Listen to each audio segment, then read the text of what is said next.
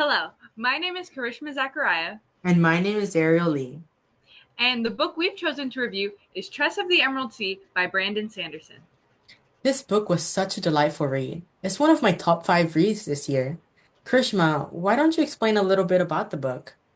Of course, Tress of the Emerald Sea follows Tress, a very pragmatic girl who lives in a sleepy town in the Emerald Sea called Diggins Point. But before we jump into Tress's story, I think it's best we establish the world this fantasy is set in. In the Cosmere universe, on the planet Lumar, which has 12 moons, each of which has its own color and specific spore and specific sea. These spores are dangerous and wield different extreme powers when used with water. This is an important aspect of the book to understand. Now that we've established that, let's get back to Tress's story. Like I said, Tress of the Emerald Sea follows Tress, a very practical 18-year-old girl who lives in a town where little ever happens. She washes windows, collects cups, and spends most of her time with her best friend Charlie, the groundskeeper for the Duke that lives on the island. One day, when the Duke sends Charlie on a voyage to find a bride, but Charlie doesn't return, Tress makes the bold decision to sneak aboard a ship and go after him.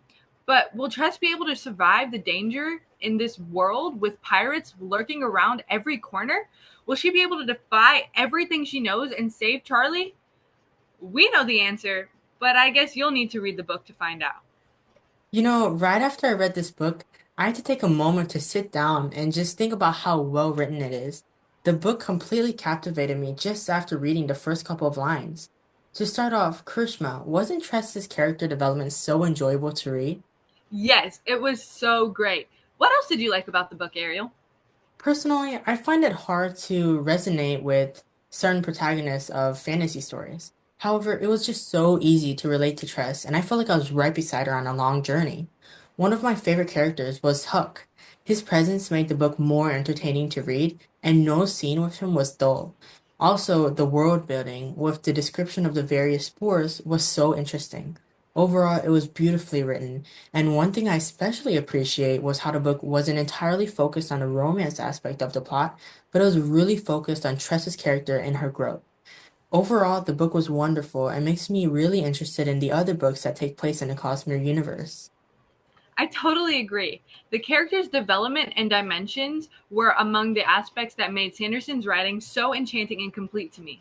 He includes every supposedly background character story within the major plotline and really gets you attached to each and every one. I loved every character Sanderson fleshed out, and it was such a beautiful story in terms of building and plot shaping that really just made me fall madly in love with this book. And the way everything built up to the climax and resolved really just made it a completely wonderful read.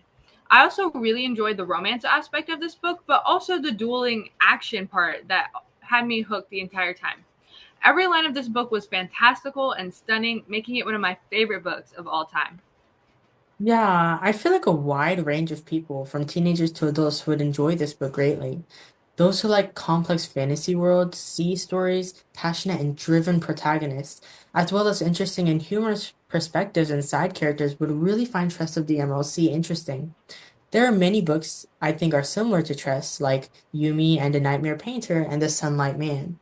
I think people who enjoy Tress of the Emerald Sea would also enjoy these selections, because these two books are written by the same author, Brandon Sanderson, and take place in the same universe, with the same captivating writing style and certain parallels present in each book. For example, some of the same characters from Tress of the Emerald Sea actually appear in the other two books mentioned, which is a delightful surprise. Yes, these books are also considered great stepping stones into the full, larger Cosmere universe of stories, which currently comprises of some 30 books, and Sanderson is still writing more. Another interesting tidbit is that many of Sanderson's fans have created playlists with music that they think goes along with reading these books spectacularly. Just look up Tress of the Emerald Sea playlist to listen along while you read. For even more of an experience with the book, you can obtain a specific hardcover book, which includes many pieces of official art in between the chapters. You're so right, Karishma. Adding those interesting things can really add to the whole experience of reading Tress of the Emerald Sea. Well, I think that's all we have to say about this book. Is there any other way for us to convey our absolute love? I don't think so. We've said a lot about it, and we hope you enjoy reading Tress of the Emerald Sea by Brandon Sanderson as much as we did.